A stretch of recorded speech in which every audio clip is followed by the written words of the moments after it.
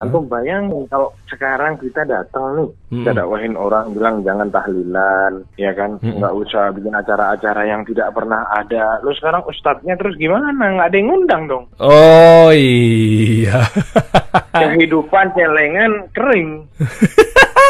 Kering gara-gara Salafi Wahabi. Jadi kita jadi masalah buat mereka gitu. Keberadaan kita ini jadi masalah. Dan juga subhanallah ada cerita. Wah. Sama persis seperti yang dibilang sama si Ustadz Ali Musri terjadi di sini di Kampung Ana di Madura. Wah, apa nih Ustadz? Wah, menarik nih. Apa nih? Ya, jadi omongannya Ustadz Ali Musri itu sangat benar. Gimana benernya? Jadi itu ada kejadian di tempat Ana, di Kampung Ana. Ada beberapa jamaah cerita sama Ana. Dan ya insya Allah orangnya sikoh lah, bisa dipercaya orangnya, cerita bohong lah. Masya Allah. Gimana tuh Ustaz? Jadi kita di daerah ini kan pakai namanya TV kabel. Nah, si TV kabel ini dia murah harganya. Sebulan cuman bayar antara 35.000 sampai 50.000 lah. TV-nya tuh lengkap, bisa pakai acara TV-nya tuh lengkap. Termasuk di dalamnya ada TV Roja. Alhamdulillah di Kampung Ana, di daerah Ana itu sudah mulai dakwah salaf itu terkenal. Orang sudah tidak asing lagi lah sama yang namanya dakwah salaf. Karena berkat jasanya dari TV kabel tersebut, ada TV Rojanya. Oke. Si TV kabel ini itu dimiliki oleh salah satu Pak Kiai. Ownernya dari TV kabel ini, brand TV kabel ini. Betul. Jadi orang kalau mau langganan datanglah ke si anak buahnya Pak Kiai yang terima duit, ya bisnisnya Pak Kiai lah. Oke. Taib. Per bulan bayar kayak listrik, bayar air per bulan kan. Oke. Karena orang-orang udah mulai senang TV Roja semua, datanglah keluh kesah dari Bapak Kiai-Kiai yang lain. Oke. Wah, ente hapus deh itu TV Roja dari TV kabel ente. Ini meresahkan masyarakat. Bahasanya mereka gitu. Padahal masyarakatnya seneng, bukan resah. Oh, oke. Jadi ada yang terganggu bisnisnya kayaknya. Ana tahu nih arahnya nih. Nah, bilanglah ke Pak Kiai, si owner TV kabel. Akhirnya antum hapus deh itu TV Roja. Itu ya ganggu lah istilahnya gitulah. Dalam kurung lah, antum ngerti lah ganggu apa. Ya, oke. Tanda kutip ya, ganggunya ya. Kata si Pak Kiai, jangan yang punya TV kabel nih. Jangan. Ini orang-orang langganan TV kabel Ana gara-gara si TV Roja. Oh. Kalau TV Rojanya Ana cabut, Ana yang terganggu. Masya Allah. Jadi kembali minkum wa ilaikum wassalamualaikum. Ya, paham. Datang masuknya ke mereka, keluarnya ke mereka lagi, ya ujung-ujungnya ketemunya ya di situ juga. Itu urusan pendapatan rupanya. Itu katanya Ustaz Ali Musri, hafizahullah, itu betul 100%. Oh, Masya Allah. Ujung-ujungnya ke situ. Dan masih banyak cerita-cerita lainnya lagi, sangat banyak ya, akhi. Banyak ya, Ustaz ya? Kayak Ustaz Khalid Basalamah pernah cerita. Dan Ustaz yang lain. Ada yang terang-terangan ngomong, jangan ganggu bisnis kami. Ada yang gimana, macam-macam. Ya Allah. Ana nggak ngomong semua ya, cuman ini ada cerita yang datang dari orang-orang yang jujur gitu. Ya, urusan kantong lah. Kenapa gini loh Ustaz, Ana bingung ya. Kenapa mereka itu nggak totali hijrah gitu loh. Dalam arti betul-betul hijrah ke pemahaman salafus saleh misalnya bilang seperti itu ya. Kenapa sih? Ya jadi kalau antum mau tanya kenapanya ya itu kembali ke orangnya masing-masing ya. Ana nggak tahu kenapanya gitu. Tapi yang jelas hadis Rasulullah SAW mengatakan apa? La tazalu ta'ifatun min ummati zahirin 'alal haq la yadurruhum man khadalahum hatta ya'ti amrullah. Akan selalu ada itu firqah. Jadi bukan firqah tapi Ta'ifah itu kayak sekumpulan orang yang dia akan terus berjalan di atas manhajnya Rasulullah dan para sahabatnya. Seberat apapun jalan itu, walaupun ada badai menerjang, badai menghadang, dia akan terus berada di jalan itu sampai datang hari kiamat nanti. Emang akan selalu ada orang-orang. Gangguan-gangguan, syubhat-syubhat itu akan datang. Banyak ustadz-ustadz yang dakwah salaf kena syubhat nanti masuk ke syubhat takfiri, masuk ke syubhat ambil baiknya buang buruknya, banyak.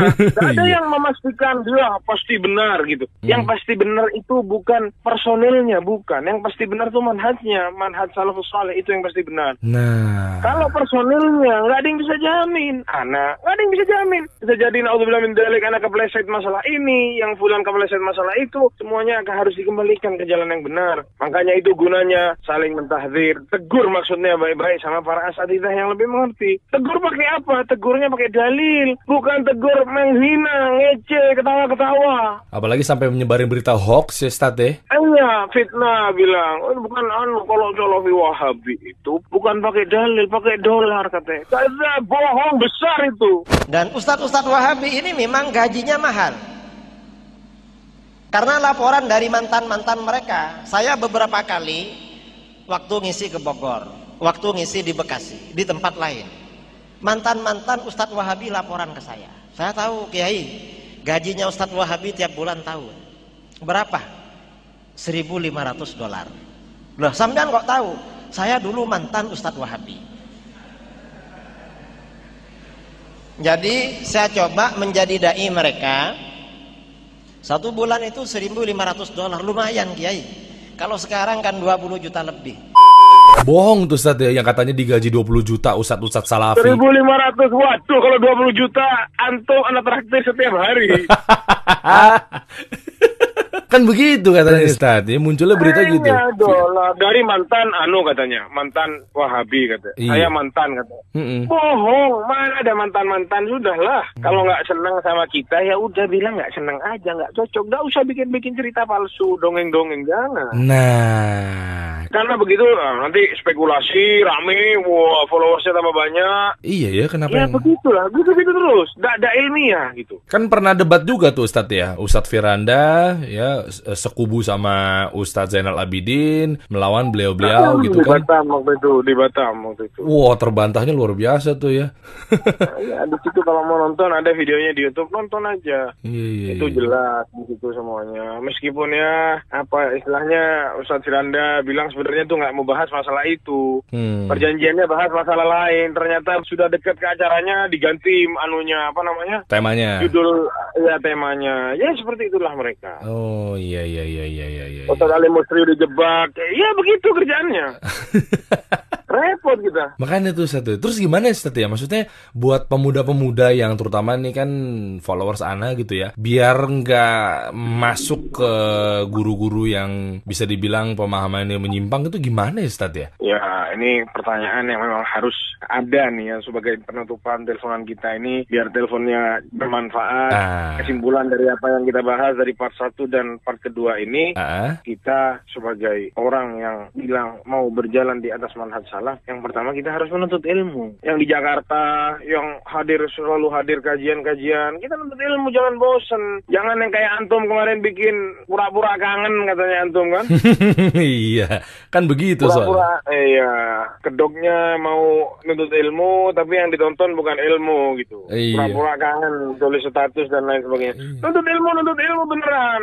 Di Jakarta ada Jakarta Mengaji, ada banyak media-media yang yang kompeten dan insya Allah ustadz-ustadznya anak kenal dan anak yakin mereka bukan pembohong. Apalagi hostnya Bang Dery yang sah lagi kan apa coba? Masya Allah, Anda juga masih banyak belajar sama antum sama ustadz. Iya sama-sama belajar. Yang pertama yang utama itu belajar akidah. Ya betul. Kenapa kita gampang kena syubhat? Karena akidah kita ini belum mantap. Kurang belajar akidah. Ustaz Firanda bikin kajian akidah wasatiyah di YouTube lengkap dari part 1 sampai yang kesekian. Didengerin, itu ilmu semua. Kalau belum paham 1 kali, dengerin 2 kali. Belum paham 3 kali sampai 5 kali tidak apa-apa. Itu pondasi kita. Kalau kita goyah akidahnya, lemes, kena syubhat sedikit, bubar semua. Oh udah. Bablas hancur. Karena orang-orang dari kubu seberang katanya begini dan begitu. Gimana nih Salafi Wahabi? Goyang langsung. Kenapa? Gak bisa bantah. Kenapa? Karena akidahnya lemah gitu. Masya Allah, itu benar Ustaz.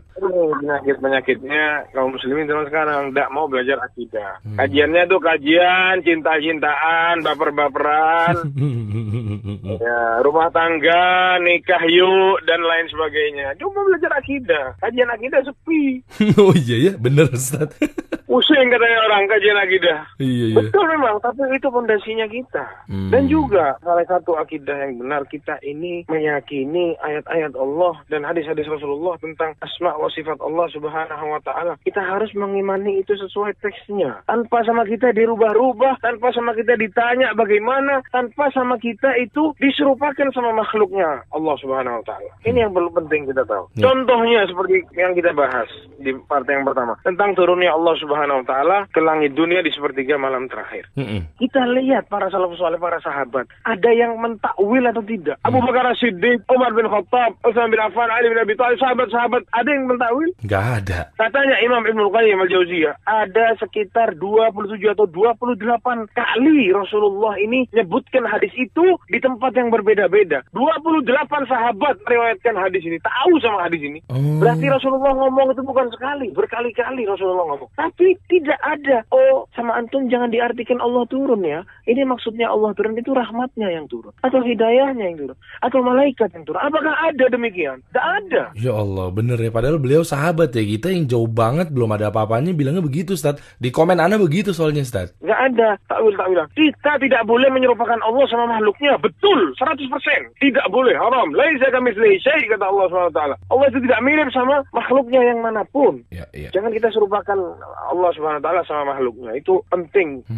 Kita juga nggak boleh tanya, kalau turun, gimana turunnya? Berarti begini dong, berarti begitu. Ada itu juga nggak boleh. Takyif. Itu namanya takyif. Tanya gimana? Haram. Itu tidak boleh juga sama. Bagaimana perkataan Imam Malik yang sudah kita sebut di part yang pertama, wal kaifu majhul. Kaifnya gimana kita nggak tahu. Wal imanu bihi wajib, mengimaninya itu wajib. Kita harus imani itu. Sebagaimana datang pensifatan itu dari Allah dan dari Rasulnya, ya seperti itu kita terima. Kita imani. Gimana? Nggak tahu. Sama seperti hambanya? Tidak. Sama seperti makhluk? Tidak. Contoh yang lain. Allah memiliki tangan. Iya, betul.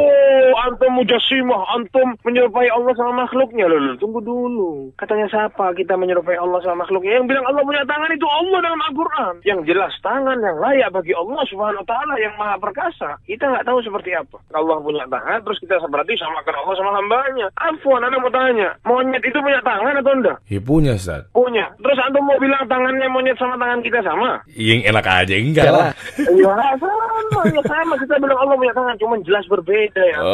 Semut mungkin punya tangan, semut punya kaki, apa berarti harus sama kita, sama makhluk? Ya. Antara makhluk sama makhluk saja perbedaan. Gimana makhluk sama Rabbul Alamin? Sudah jelas berbeda. Nah, ini berarti pentingnya tauhid itu terbagi menjadi 3, rububiyah, uluhiyah, asma wa sifat itu penting dipelajari ya, Ustaz ya? Pelajari sampai ngelotok kalau perlu. Syekh bin Baz rahimahullah dulu ngajar kitab tauhid itu habis diulang lagi terus sampai beliau mati, tidak berhenti bahas kitab tauhid. Yang bener, Ustaz. Bosan, antum bosan tidak usah hadir. Tetap dia terus jalan gas belajar kitab tauhid. Karena ya ini yang menentukan orang masuk surga atau masuk neraka, ya bagaimana akidah kita kepada Allah Subhanahu wa taala. Iya benar. Kadang orang juga gitu, Ustaz, yang baru ngaji fokusnya di fikih gitu, Ustaz. Iya, fikih penting, bukan Anda bilang fikih nggak penting.